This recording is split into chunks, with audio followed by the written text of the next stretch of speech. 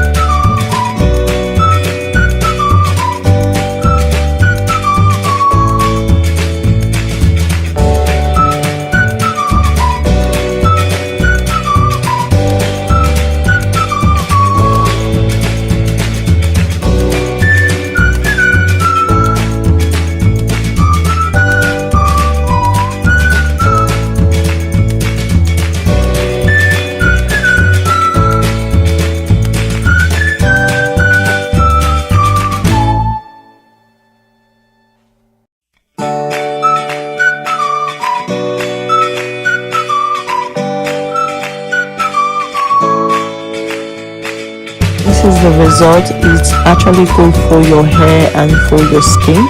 If you want your natural hair to grow really fast, I will recommend this for you.